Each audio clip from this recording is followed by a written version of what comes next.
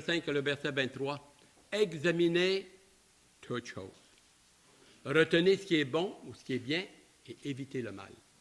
Et ça, je l'ai pris à cœur très, très littéralement. Ainsi, on va ouvrir avec un petit mot de prière et puis on va aller de l'avant avec cet exposé ce soir.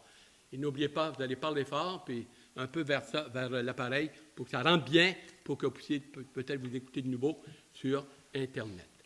Bien-aimé Sauveur, que ton Esprit Saint nous accompagne, illumine nos cœurs, sois avec nous, ton assemblée. Merci pour ceux et celles qui sont venus, ceux et celles qui auraient aimé venir, qui n'ont pas pu, ceux et celles qui pourraient venir, qui ne sont pas. Travaille dans leur cœur, sois avec eux. Et vraiment, nous voulons nous placer devant toi. Que ton Esprit Saint nous éclaire. Fais-nous du bien. Il est bon d'être en famille, la famille de Dieu. Vraiment, c'est là où Dieu envoie la bénédiction, la vie pour l'éternité. Merci du fond de notre cœur et guide et dirige dans les questions et les réponses dans ta bonne parole. Que toute la gloire, la louange te revienne. Amen. Amen. On va vous inviter à tourner dans Romains chapitre 1, le verset 18 à 25, des volontaires. Comme je vous dis, lisez pour qu'on puisse bien vous comprendre à travers l'appareil, puis nous aussi, toute l'Assemblée. Et puis au fur et à mesure, quand vous posez des questions, parlez assez fort qu'on puisse bien vous enregistrer.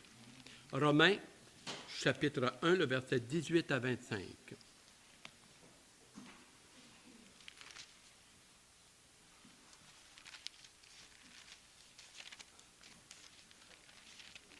Une personne peut lire 2-3 versets, un autre, et puis ça se lit très, très bien. La colère de Dieu se révèle du ciel contre toute impiété, toute injustice des hommes qui retiennent injustement la vérité captive. Car ce qu'on peut connaître de Dieu est manifeste pour eux, Dieu le leur ayant fait connaître. En effet, les perfections invisibles de Dieu, sa puissance éternelle et sa divinité se voient comme à l'œil nu depuis la création du monde, quand on les considère dans ses ouvrages. Ils sont donc inexcusables, car ayant connu Dieu, ils ne l'ont point glorifié comme Dieu, ils ne lui ont point rendu grâce. Mais ils se sont égarés dans leurs pensées, et leur cœur sans intelligence a été plongé dans les ténèbres.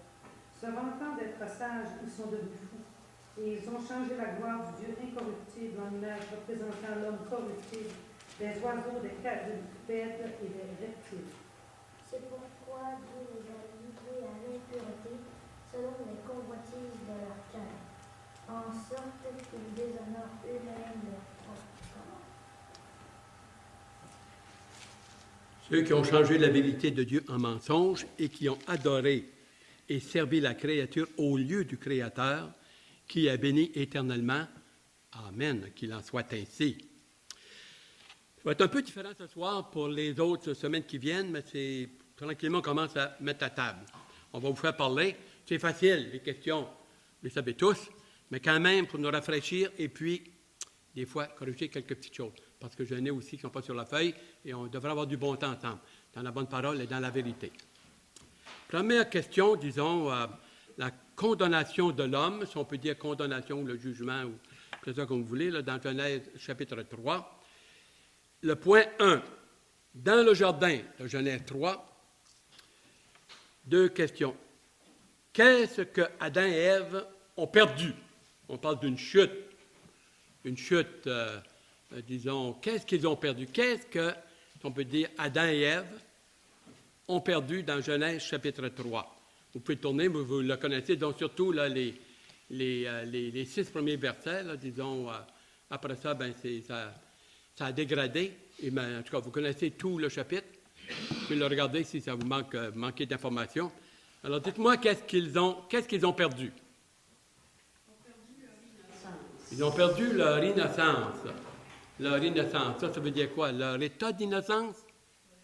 Leur état d'innocence, très bien, et on pourra élaborer. D'autres choses qu'ils ont perdues.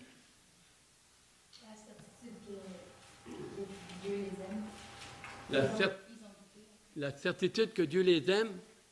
La peur s'est instaurée. Ça, alors, si on le voit de cet angle-là, on pourrait dire que tu as raison. La peur s'est instaurée. Alors, qu'est-ce qu'ils ont perdu? D'autres choses. Alors, il faut que ça parle plus que ça. Hey. La vie éternelle, ils ne l'avaient pas, mais ils auraient pu l'avoir en devenir. Ils ne l'avaient pas. La preuve, c'est qu'ils sont morts. Tu as la vie éternelle, tu as la vie éternelle.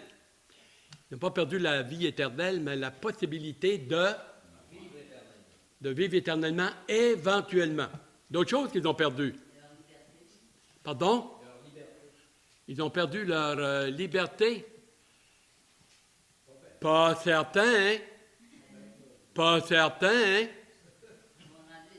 Oh, un instant, là. Quelqu'un n'est pas libre de refuser le Seigneur puis de ne pas se convertir? Non, ils sont devenus esclaves du péché après. Esclaves du péché après. OK? On va vous concéder ça. On a fait que ça brasse. Il faut que ça continue. Hey! Là, ça fait 25 ans qu'ils sont sauvés. Oui. La communion avec Dieu, c'est la première chose. D'autres choses.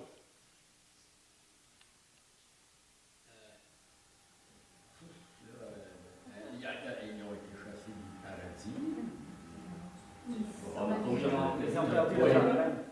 Cette communion intime avec Dieu, ils ont perdu la connaissance de Dieu, la communion de Dieu, la connaissance de Dieu. Hein? Bien d'autres choses. Qu'est-ce qu'ils ont perdu? Puis de là, ça va nous... qu'est-ce qu'ils ont gardé alors? Est-ce qu'ils ont gardé quelque chose?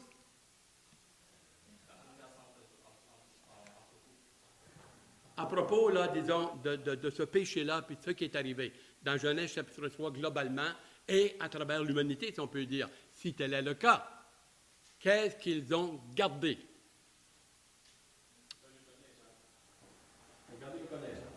Ils ont gardé la connaissance. Dieu dit, voici, l'homme est venu comme l'un de nous pour la connaissance du bien et du mal. Genèse 3, 22 et 23. D'autres choses qu'ils ont gardées. Est-ce qu'ils sont morts subitement? Est-ce qu'ils ont gardé la vie physique? Est-ce qu'ils ont gardé la vie spirituelle?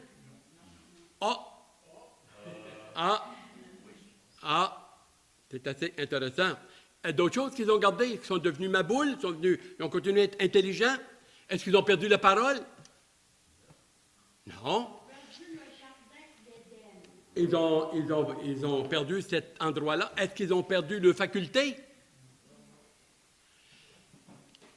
Qu'est-ce que Dieu veut dire quand il a dit l'homme est devenu comme l'un de nous pour la connaissance du bien et du mal? Qu'est-ce qu'ils ont gardé en plus de cela? Comment est-ce qu'on peut s'imaginer? Et c'est quand même assez fantastique de voir que l'être humain, et ça va devenir un peu plus corsé, mais quand même, il est capable de faire dessiner, capable de parler, faire de la peinture, musique, chanter, penser, intelligent. Il n'a pas perdu l'intelligence. Il n'a pas perdu sa femme.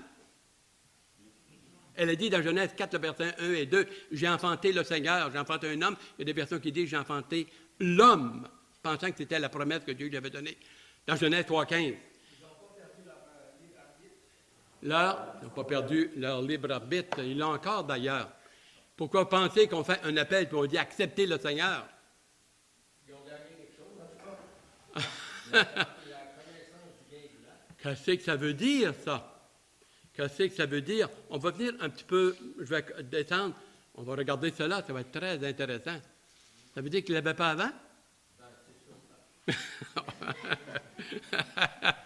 On continue. Qu'ont-ils gardé? Est-ce qu'ils ont gardé d'autres choses? Pardon? Ils ont gardé la mort spirituelle? Ils l'ont eu. Ça a été oui, ça, on peut vous donner d'accord. Très bien. Tranquillement, on va commencer à débroussailler. Question. Très intéressante. Très intéressante. Je dois dire que je n'avais pas trop pensé, mais on n'est pas les seuls qui pensent. Hein? Est-ce que le péché originel était accidentel? Est-ce que c'était essentiel, voulu ou prémédité? À quelle place que vous voyez cela? Est-ce que c'était essentiel, accidentel? Essentiel? Vraiment? Éclairez-nous. Moi, comme on disait, éclairez-moi, mon père. Éclaire-nous, mon cher Gilbert. Comment ça que c'était essentiel? Vous allez étudier pendant moi aujourd'hui. On va être rendu à la leçon 4. Essentiel ou accidentel? Si c'est accidentel, je ne peux pas le croire. Je ne sais pas, moi, écoute, je suis ignorant de cette affaire-là. Éclairez-moi. Il a désiré que ça puisse se faire à un moment donné. Comment faites-vous savoir que ce n'est pas accidentel? Je te dis que c'était accidentel, là, mon cher. Ah oui, Monsieur Cogne. Ben, le fait, Dieu a à dessein placé un arbre là. Pourquoi qu'il a fait ça? Placé cet arbre-là, Oui. il savait exactement ce qu'il allait se passer. Et au fait, c'est pour donner à Adam et Ève la possibilité de choisir. Parce qu'il ne voulait pas des gens comme des robots qui vont obéir à l'aveuglette, mais plutôt des gens avec un libre choix qui peuvent choisir entre le bien et le mal, entre Dieu ou la désobéissance. Oui, mais ça ne répond pas à la question. C'était essentiel ou c'était... Accidentel ou essentiel? C'était pas accidentel parce que Dieu l'avait comme prévu. C'était comme prévu. Est-ce que- Comme si Dieu pouvait faire comme prévu. est-ce que c'est un piège? Est-ce que c'est un piège un piège? Un piège. Quelque chose qu'il avait prévu. En arrière, il y a une main. Oui, Carl. Moi, je pense que Dieu, il sait toutes choses. Ouais. Fait que si je sais d'avance, puis ses plans sont parfaits, et tout ce qu'il fait est parfait, je veux dire, moi, je trouve que l'essentiel, c'est pas le mot exact. Puis je veux dire, c'était prévu, moi, je suis d'accord. Parce que Dieu, il peut faire les choses comme il veut. Si c'était essentiel pour Dieu, c'est pas nécessairement essentiel, on ne peut pas savoir. Rien dit que c'est essentiel. Je ne vais pas demander si c'était essentiel ou accidentel de la part de Dieu, de la part d'Adam et Ève. Comprenons-nous, peut-être que je me suis mal communiqué. Oh! Maintenant, j'avais prié pour qu'on ait de la lumière ici ce soir. Catastrophe! Hey! Alors, pour Adam et Ève, c'était accidentel ou essentiel? Ou est-ce que c'était prémédité par Dieu, voulu par Dieu, ou piégé, ou je ne sais quoi, là? C'est quoi? Pourquoi cette question-là? Pourquoi cette chute-là? Pourquoi mettre un arbre dans le milieu? Pardon? C'est un test de quoi? D'intelligence? Parce que Dieu, il ne voulait pas avoir des robots. Il voulait vraiment avoir communion avec les autres. Il l'avait, la communion. Il l'avait, mais il voulait voir s'il allait continuer dans le droit chemin. Ah, il le savait, ça, par exemple. Alors, une dernière réponse, parce qu'écoute, on a encore d'autres points, puis... Oui, Jean-Marc. Se sont laissés séduire par le malin. Laissez séduire par le malin. Ça s'en vient? Tombés dans la tentation, se sont laissés séduire. OK. Est-ce que Dieu avait prévu ça? Est-ce qu'il avait voulu ça? Et là, il a permis. OK. Alors, pour faire... Ça va l'envoyer passer souvent. OK, mon cher Richard. Voici, ce n'était pas accidentel. Et ce n'était pas essentiel. Ah, ben, on n'a pas encore commencé. Et quelqu'un l'a frôlé ici en quelque part. Dieu met le jardin, il met l'arbre dans le milieu du jardin. Dans le milieu. Tu ne manques pas. Et il donne un commandement. Il n'en donne pas 14 ou 613. Un commandement. L'obéissance. Un commandement. Vous ne mangerez pas de cet arbre, de la connaissance du bien et du mal. L'arbre par lui-même peut être un fruit ou un bien ordinaire. C'est que Dieu avait donné une certaine signification à cet arbre. C'était le commandement. Dieu étant souverain, quand il a posé et qu'il a dit tous les arbres. Et vous remarquez que Satan a dit, est-ce que Dieu a dit que vous pouvez manger des arbres du jardin? Dieu avait dit de tous les arbres. L'abondance, la générosité, la libéralité, tout ce que vous voulez pour Dieu. L'arbre était un test d'obéissance basé sur l'amour et sa souveraineté. C'était pas essentiel, c'était pas accidentel, c'était vraiment, alors, puisque Dieu est souverain, c'était une façon simple, pas compliquée, visuelle, à leur intelligence. Je te donne un commandement. Puis pas, il n'a pas demandé de monter sur une montagne, n'y mangez pas. Je suis Yahweh, je suis l'Éternel, je suis votre Créateur, parce qu'il y avait, si on peut se mettre dans cette image-là, et puis l'obéissance, un acte d'obéissance. Et ils l'ont transgressé.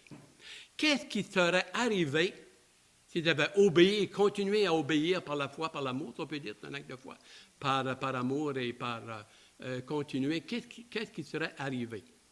Vous allez me dire, hypothétiquement, on ne le sait pas. Ben oui, on le sait. Ben oui, on le sait. Puis on le sait pas mal à part de ça. Et qu'est-ce qui serait arrivé pendant des siècles et des millénaires? Envoyer des cadeaux qui viennent de lui. Ça se fait-tu? Pardon? Envoyer des cadeaux qui viennent de lui, du Seigneur, l'Éternel. Ah, il me perd, lui, là. Non, en tout cas, pas tout à fait. Ça s'en vient, Gaétan. Merci quand même. Tu nous as posé. Oui. C'était quoi? Tu n'as pas dit si c'était un péché prémédité? C'était pas prémédité tout. Dieu le a dit. Dieu le a dit. Vous ne mangerez pas de cet arbre-là.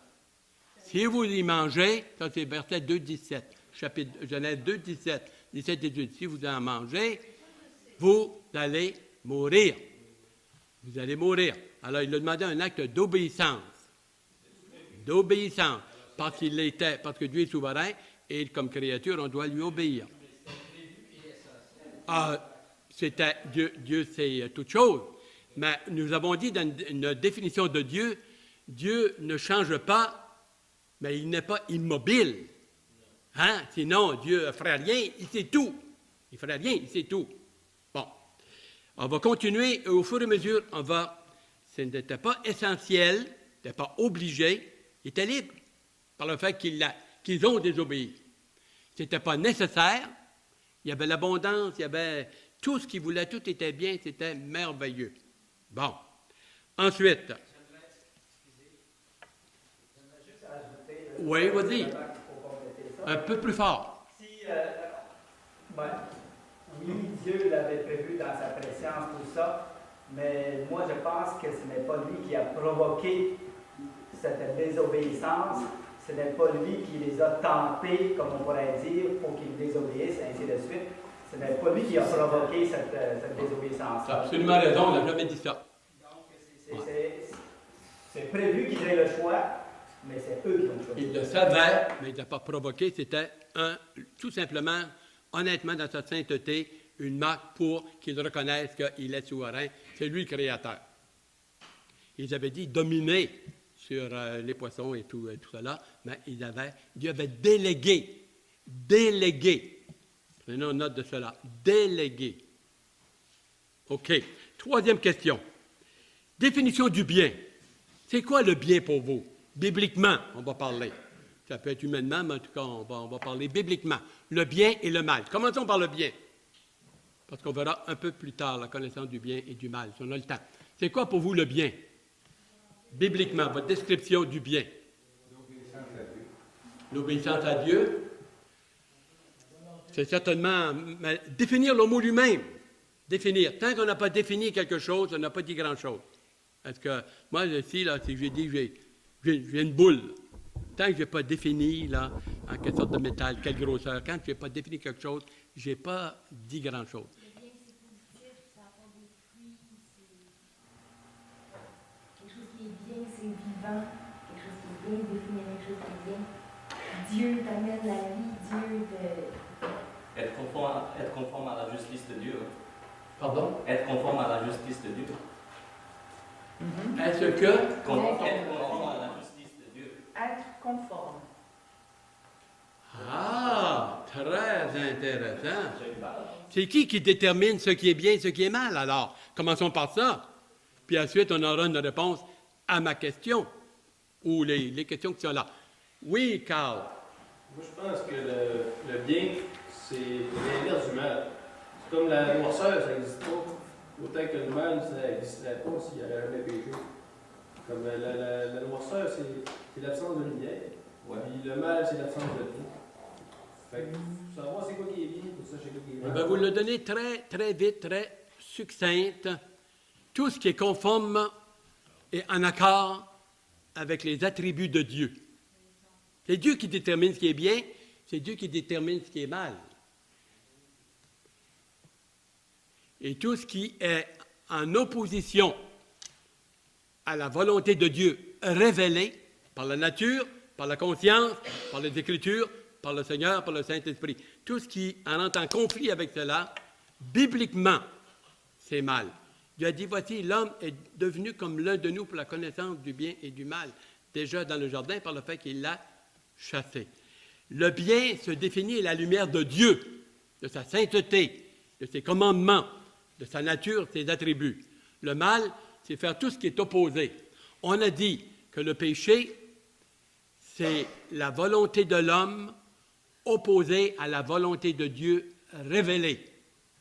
Révélée. Ça, c'est vraiment ce qu'il y a de plus, là, de basic, à la base. La volonté de l'homme.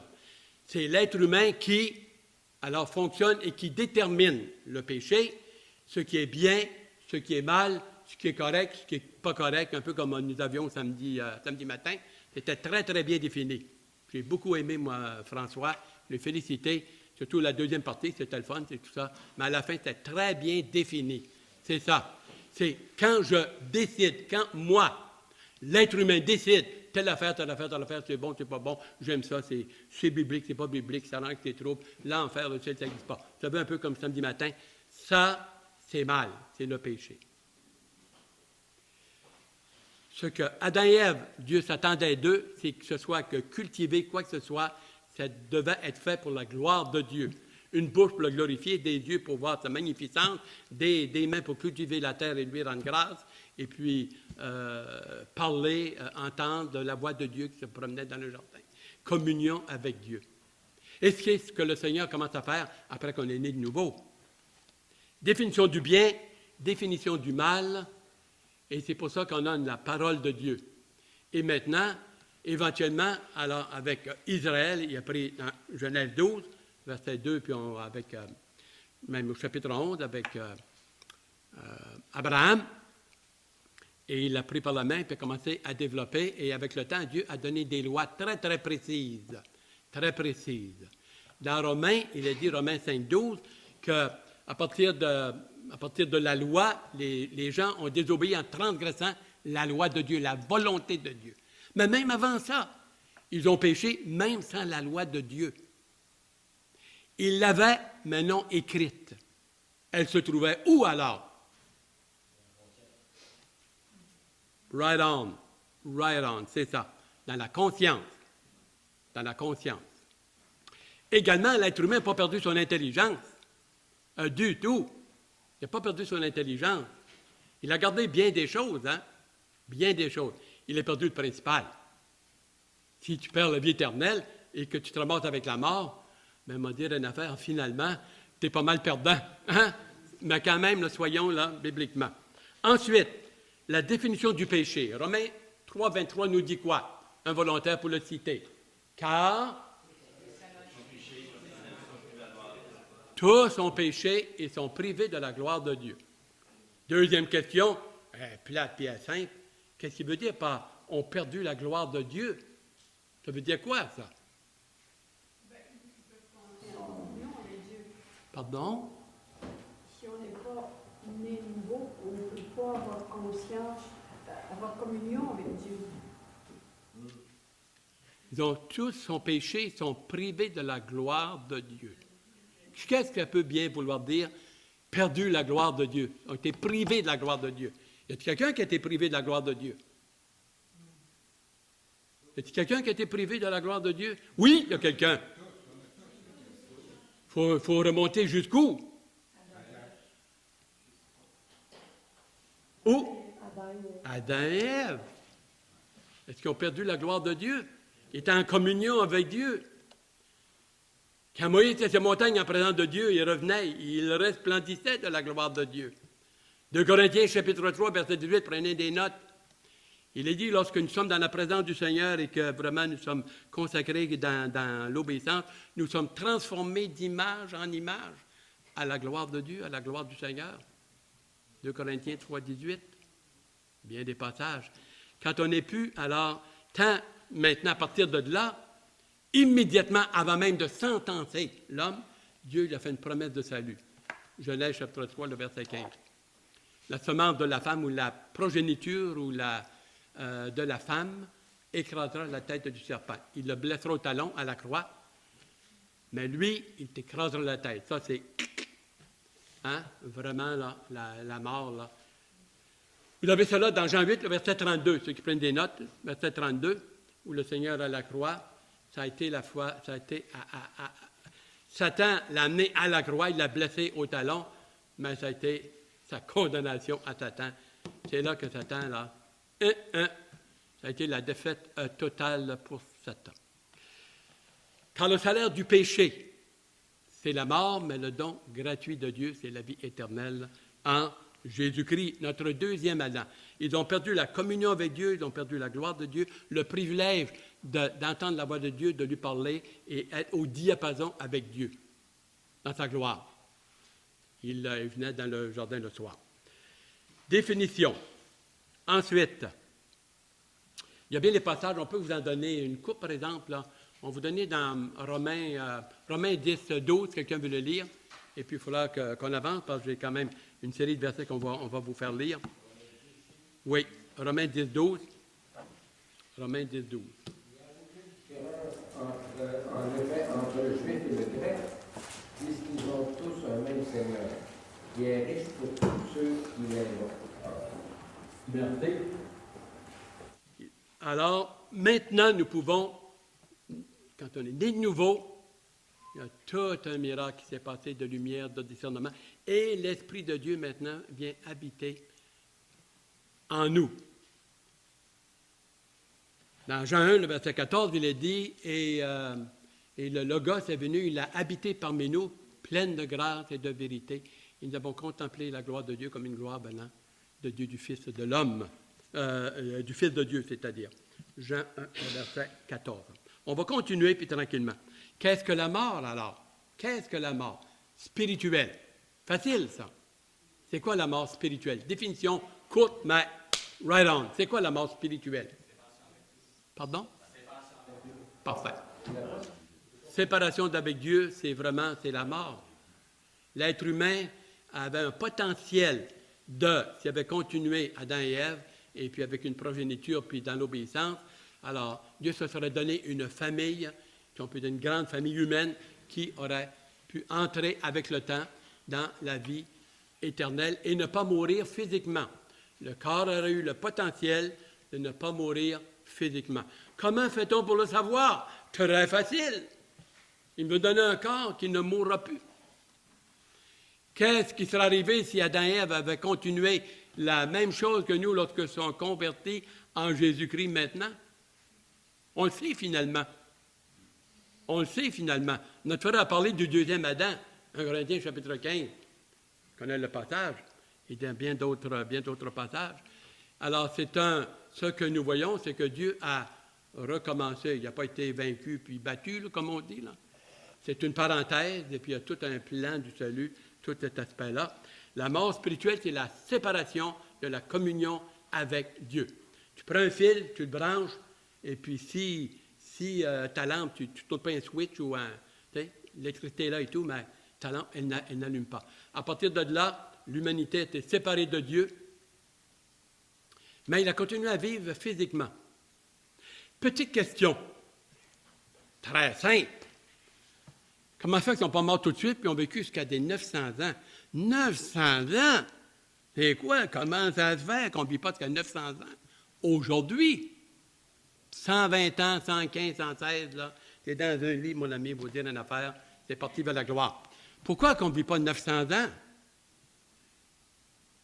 terre a été maudite, le corps a été maudit, tout a été maudit autour de nous. Alors, au fur et à mesure du temps, ça s'est détérioré, puis on n'en est plus là. De m'amener, Dieu a arrêté ça là autour de 70 à 80 ans quand il a dit. 120 ans, à peu près. Ouais. C'est pas mal. Donnez un peu plus. D'autres détails, mais. Il a la patente, hein? non, mais c'est bien. Continuez. Hein? Il y avait péché devant le bon Dieu, c'est pour ça qu'on dit ça à 120 ans, comme l'Écriture dit. On peut le prendre comme ça. C'est quand même, c'est pas mal, Gaétan. C'était toutes les années, 90 ans, 907 Jusqu'à 900.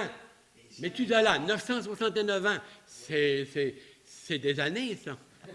Comment ça se fait que le corps humain peut se rendre jusqu'à là? Oui. Pardon? Il fallait que le peuple la terre, c'était utile. Bien, disons qu'on le peuple pas mal quand même. Ça fait partie, ça pourrait être, madame. Il y a des auteurs qui le donnent. Je pense qu'il y a une meilleure, mais ça pourrait faire partie. D'autres choses plus précises. Oui. Personnellement, je pense que, c'est mon opinion, je pense que c'est parce que le péché s'accroît au fur et à mesure que voilà, la vie est écourtée de plus en plus en fonction de cela. Bon, ça, c'est quand même assez bien. Ça, et donner pour une occasion d'un boom pour peupler la terre, ça pourrait être parmi, disons, les raisons. Mais la raison, l'évolution du péché. Le péché a commencé, l'homme a été éloigné de Dieu. Et vous remarquez dans le chapitre 4, 5 et 6, Dieu continue à parler avec Caïn puis Abel, puis il avertit Caïn, puis il continue avec Seth, puis il continue dans Genèse 6. Dieu n'a pas coupé sa communion, disons, là, et il ne le voyait plus comme avant. Alors, l'évolution du péché, de plus en plus, cet éloignement-là a commencé à faire son travail et à progresser dans même le corps, a commencé à se dégrader, si on peut dire. Oui, Carl? C'est un exemple un peu, oui. C'est comme, mettons, tu donnes une conséquence à un enfant. Tu dis, je vais te donner dans 3 semaines. Tu sais, il va le faire longtemps avant que tu le corriges, puis dans le fond, il va faire bien pareil comme s'il n'y avait pas de correction. Ouais. Ben, la mort, c'est comme notre conséquence au péché. Fait que si tu donnes la correction dans le filet, ben là, à un moment donné, là, ils ont l'impression qu'ils n'auront pas de conséquences un peu. Ils vont vivre 500 ans dans le péché. Là, à un moment donné, ils vont se rendre compte qu'ils ont péché, mais la correction était tellement haute. Tandis que là, quand on vient 120 ans, ben là, on la voit la conséquence arriver, puis on est plus tendance à avoir une vie tournée vers lui, parce qu'on sait que 120 ans, c'est court comparé à 30 ans. Okay. Il y a un petit détail qui t'échappe peut-être, ou en tout cas, là, tu vas y penser. C'est que Dieu a dit cela dans Genèse 6. Les jours de l'homme seront de 120 ans, puis on pense qu'il donnait 120 ans pour se repentir, pour construire l'arche, à propos de Noé. Mais de Genèse 3, aller à Genèse 6, tu as plus que 120 ans, chum. Hey, tu n'as une gang là, qui ont vécu jusqu'à 900 ans. Alors, tu as 2-3 000 ans, là. Tu n'as de l'espace, là. Beaucoup, beaucoup, beaucoup. Et également, la qualité de la température de l'atmosphère, c'était pur. Il n'y a pas de pollution, là. Il y avait de la verdure. L'homme travaillait fort. Hey, on a remarqué quelque chose. De plus en plus, les hommes deviennent de plus en plus stériles. Et vous, pourquoi? Parce qu'ils pitonnent puis travaillent avec un crayon au lieu de travailler avec le bras. Et quand tu travailles avec tes bras, tu travailles fort, et physiquement et tout, tout ton système lymphatique et toute la grosse affaire, et t'es plus actif, et quand tu vas avec ta femme, elle a une bonne chance qu'elle tombe enceinte. Voyez-vous l'affaire? La qualité de l'air, l'évolution du péché a commencé à travailler, et puis en même temps, ça a fait l'occasion, ou là, comme dit Mme Shea, ça a permis de peupler, et puis ça se multipliait, puis envoyait la grosse affaire, et toute cette dimension-là. Alors, c'est quoi la mort physique? Séparation avec la vie physique. C'est quoi la mort spirituelle? Séparation avec la vie de Dieu, avec la communion de Dieu. Ça, c'est basic, et ça couvre beaucoup de matériel. Ensuite, l'être humain est-il sans valeur? Est-ce qu'il est sans valeur et est-ce qu'il est sans importance? Parce que je vais vous dire quelque chose. On pourrait tous très sincèrement, et vous l'êtes et je suis, et on se fait marteler à gauche et à droite que l'être humain, c'est un gros zéro, c'est de la poussière, c'est de la boue, c'est parce que Dieu a dit, faisons l'homme. Dieu l'a créé et Dieu a pris de la glaise pour le former, de la glaise. La poussière, il retournera dans la poussière, c'est un style de langage, c'est de la glaise. Il y avait bien des versions. La Jérusalem, par exemple, c'est de la glaise. Et la sculpter, puis ensuite souffler dans ses narines. Alors, on revient ici. Coupé de la vie physique. Est-ce que l'être humain a une valeur? Parce qu'on dit, alors, on ne vaut pas plus qu'un verre, on est une limace, on ne vaut rien, on est des pécheurs. Hey, petite question, collante celle-là. Je l'ai aimé, je n'avais pas pensé. Ça vient pas juste. L'être humain, est-ce qu'il a une nature pécheresse? Est-ce qu'il est pécheur? Est-ce qu'il est péché? Est-ce qu'on est péché? Je ne sais pas, mais éclairez-moi. Moi, je suis un ignorant, j'ai besoin d'aide. Éclairez-moi, mon Père. Est-ce qu'on est péché? Est-ce qu'on a une nature pécheresse? On a une nature humaine. Pardon? Est-ce que la nature, elle est acquise? Éclaire-nous. C'est peut-être une piste, mais je veux vérifier. Que veux-tu nous dire? Parle fort qu'on puisse t'enregistrer. Elle a été acquise de part, elle a été donnée de la part d'Adam et Ève. Donc, elle est acquise. Elle ne nous fait pas pécher pour autant. C'est pas nous le péché, c'est... Si on peut appeler la nature pécheresse, ça vient d'où, ça? D'Adam et Ève? Non, l'autre n'avait pas de nature pécheresse. Ah, OK, il faut s'entendre, mais il faut aller un petit peu plus haut. Ah, il y a eu un transfert, là. Il y a eu un transfert. OK. Et là, à travers nos parents, qu'est-ce qui est arrivé? Ils se sont multipliés. Genèse 5, versets 3 à 5. Il est dit qu'Adam et Ève eurent des fils et des filles, et le mot est intéressant. À leur image et à leur ressemblance. Génétique. Alors, la nature pécheresse s'est transmise. Par l'homme ou par la femme? Comment fais-tu pour savoir? Comment faites-vous pour savoir que c'est par les deux? Éclairez-moi. Oui, François. C'est vrai que c'est l'homme, en fait, parce que si on dit que c'est la semence de la femme qui a donné naissance au Messie, bien là, est-ce que la femme pourrait donner en elle-même la nature pécheresse? Non, Jésus n'était pas pécheur. Il n'avait pas la nature pécheresse. C'est pas un petit détail que tu apportes là. Ça, là, en fait, c'est une canne de Pandore que tu ouvres. Oui, monsieur. Comment Jésus-Christ a-t-il pu être parfaitement homme? Hébreux chapitre 2, le verset 10 à 18. Le temps nous manque ce soir, mais je vous le donne, parce que je vais vous donner bientôt la parole dans le pasteur. Et puis, ensuite, prenez des notes. Hébreux chapitre 2, le verset 10 à 18. Et sans avoir la nature pécheresse. Tout en naissant d'une femme, pardon. La semence de l'homme, c'est la semence du Saint-Esprit. Parce que c'est tellement... Semence du Saint-Esprit. Ça ressemble ça à une mère porteuse. Mais elle n'a rien à voir là-dedans. Jésus-Christ a été conçu de ce moment. Tu es certain qu'il n'a rien à voir à faire là-dedans? Il n'est pas né d'un peuplier, lui, là.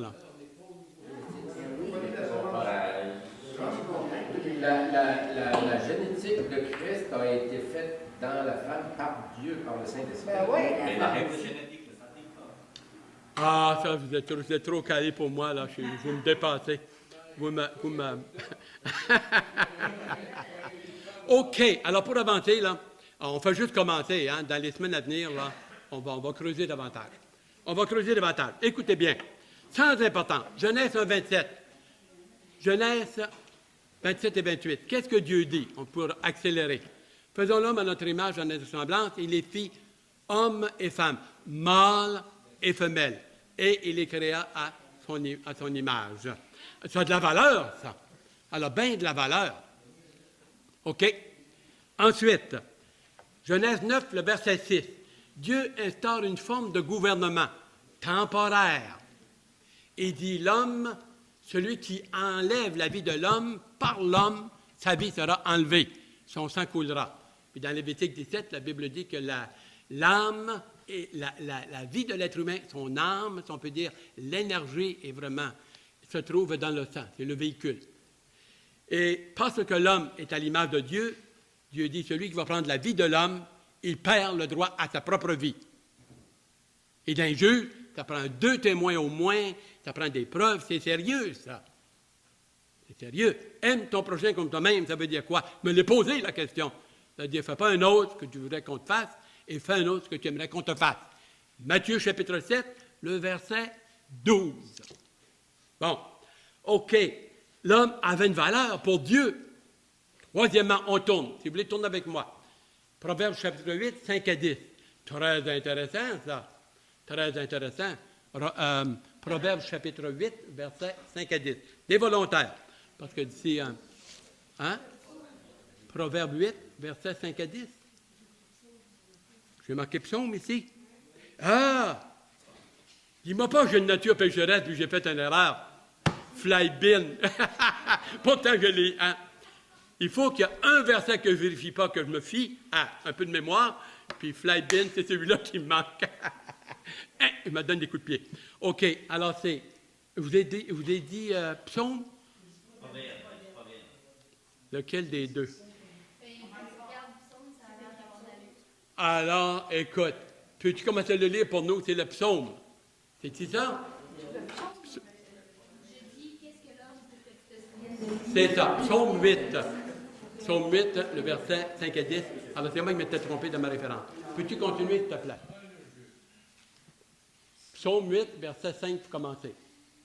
Je dis, qu'est-ce que l'homme pour que tu te souviennes de lui, et le Fils de l'homme pour que tu prennes soin de lui. Tu l'as fait de tout intérieur à Dieu, et tu l'as couronné de la gloire et d'honneur. Tu lui as donné la domination sur ce que tes mains ont fait, tu as tout mis sous ses pieds. Les brebis comme les bœufs, et même les animaux sauvages. Les oiseaux du ciel et les poissons de la mer, tout ce qui parcourt les sentiers des mers. Éternel, notre Seigneur, que ton nom est magnifique sur toute la terre. OK. Est-ce que l'homme a de la valeur, même après être dans un état de péché, de désobéissance? Oui. Capable de parler, de communier avec Dieu, capable de se convertir, intelligent. Et l'être humain, il est intelligent. Sauvé ou pas sauvé, tu l'étais avant d'être sauvé, toi? Tu n'as pas changé, tu n'es pas venu plus brillant. C'est moralement, doctrinalement, spirituellement merveilleux. Grand changement. Mais au niveau de l'intelligence, puis de la beauté, puis ci, puis ça, on n'est pas mieux qu'avant. Hein? On n'est pas mieux qu'avant. Pas mieux qu'avant. Il est dit dans le psaume 139, 14, où le psalmiste peut dire « Je te loue de ce que je suis une créature si merveilleuse. Mon âme le reconnaît bien et lui donne grâce et louange. » Psaume 139, le verset 14. Ça, j'en suis certain. Acte chapitre 17, j'aimerais que vous le lisiez, versets 27 et 28. Acte 17, 27 et 28. Il n'est pas sur votre feuille, mais ça ne fait rien, je vous le donne. Est-ce que l'homme n'a pas de valeur? Il n'est pas plus important qu'un animal, qu'un ver, que de la poussière, que des choses semblables. Là. Parce qu'il faut faire attention des fois. Tout en étant sincère, on veut être humble, on veut être couché devant Dieu. Et puis, je vous comprends, puis je me comprends. Hein, on peut être comme ça. Mais on veut être biblique. Acte 17, le verset 27 et 28, un volontaire. Il a vu qu'il cherchasse le Seigneur et qu'il s'efforçasse de le trouver en tâtonnant, qu'il ne soit pas loin de chacun de nous. Car en lui nous avons la vie, le mouvement et l'être, c'est ce qu'on dit. Aussi, quelques-uns de vos poètes, de lui nous sommes la race. OK. Vous êtes rendu où? OK. Très bien. Et puis, allons, disons, je vous ai donné 2 Corinthiens 3, 18. Je ne vous l'ai pas mis sur la feuille, je vous l'ai donné par cœur. Vous dites que nous sommes transformés d'image en image. Là, maintenant, quand tu es dans le Seigneur, ça t'apporte une valeur. Et puis, on termine avec, très brièvement, lisant dans Romains chapitre 3, le verset 10 à 18. Selon qu'il est écrit, il n'y a point de juste, pas même un seul, à la justice de Dieu. Nul n'est intelligent, nul ne cherche Dieu de la manière que Dieu veut qu'on le cherche, à ce niveau-là. Nul ne cherche Dieu. Tous sont égarés, tous sont pervertis. Il n'y a aucun qui fasse le bien à la lumière de la sainteté et des attributs de Dieu, tant que tu n'es pas sauvé. Pas même un seul. Leur gosier est un sépulcre ouvert. Ils se servent de la langue pour tromper. Et ils ont sous leurs lèvres un venin d'aspic ou de serpent. Leur bouche est pleine de malédiction et d'amertume. Ils ont les pieds légers pour répandre le sang. La destruction et le malheur sont sur leur route. Hey, tu regardes les nouvelles ce soir. Ensuite, on continue. Ils ne connaissent pas le chemin de la paix. Je comprends, c'est en Christ qu'on le trouve. Il est le prince de la paix. La crainte de Dieu n'est pas devant leurs yeux. Ils ne craignent pas Dieu. Or, nous savons que tout ce que dit la loi, elle le dit à ceux qui sont sous la loi, aux Juifs afin que toute bouche soit fermée et que tout le monde soit reconnu coupable devant Dieu. C'est ça qu'on a besoin de se convertir. On est perdu, à moins de se convertir. Et par le fait qu'on n'a pas perdu notre intelligence, alors Dieu dit, alors convertissez-vous. La conversion, il ne fait pas appel aux émotions, il fait appel à l'intelligence. Repentez-vous. Aime ton prochain. Ce n'est pas émotionnel, ça. C'est intelligent.